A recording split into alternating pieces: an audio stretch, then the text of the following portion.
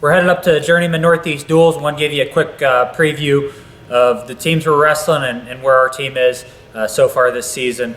We got 3 duels. It's always a great event up there. First match of the day is against Buffalo, John Stutzman. His first year at that program. He'll have them ready to go. They'll scrap hard, wrestle hard, hand fight hard, and they'll be coming after us. 125, they got Max Story, who's a 2-time national qualifier, ranked in the top 20 in the country. At 141, they got Nick Flannery, placed 2nd and 3rd at the Oklahoma Gold Classic, New York State Collegiate Tournament the last couple weekends. Tony Locke at 184 was a finalist in both the New York State Collegiates and the Oklahoma Gold Classic. And then we take on Binghamton second round. Very familiar with the program. Leading them, Joe Benaldi at 149 was in the national rankings last year and placed the Binghamton Open this year. Cody Reed's 2-time national qualifier and conference champion at 197. And then Tyler Duell, heavyweight, won the New York State Collegiates last weekend and placed the Binghamton Open earlier this season. Coach Dernlin's doing a good job with the program up there and has got a lot of good young guys in their lineup as well. And then we take on Illinois in the 3rd round. They're ranked in the top 10 in some of the polls.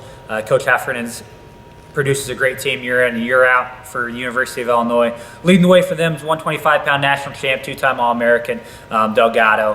At 174, they got a 3-time national qualifier, and Tony Delago. He's a 5th-year senior, and he led their team in pins last year. And then at 197, Gonzalez won the Big Tens 2 years ago and is a 2-time national qualifier.